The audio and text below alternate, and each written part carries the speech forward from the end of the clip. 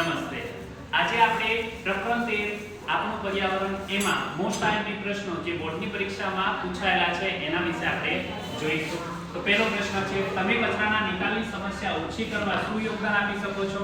કોઈ પણ બે પદ્ધતિના નામ આપવાના છે જે માર્ચ 2020 ની અંદર 2 માર્ચમાં પૂછાયેલો પ્રશ્ન છે.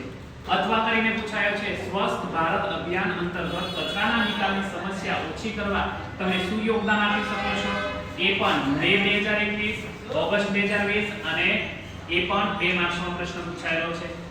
બીજો પ્રશ્ન છે, નીચેના પદોને સમજાવો. નિવસન તંત્ર વિશે ટૂંકમાં પૂછી શકે, આહાર શૃંખલા વિશે ટૂંકમાં પૂછી શકે, જૈવિક વિશાલન વિશે પણ ટૂંકમાં પૂછી શકે છે, જે માર્ચ 2020 ની અંદર 3 માર્ચમાં પૂછાયેલો પ્રશ્ન છે. ત્રીજો છે, ઓઝોન કેવી રીતે નિર્માણ પામે છે? ઓઝોન સ્તરની અગત્યતા જણાવો. એ જુલાઈ 2022 ની અંદર 3 માર્ચમાં પૂછાયેલો પ્રશ્ન છે. વિઘટકો એટલે શું?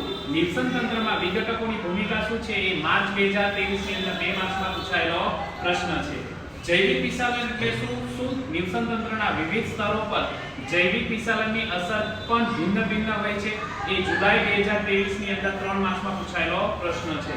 ઓઝોન એટલે શું? તે કઈ નિવસન તંત્રને કેવી રીતે અસર પહોંચાડે છે? એ જુલાઈ 2023 ની અંદર 2 માર્ચમાં પૂછાયેલો પ્રશ્ન છે.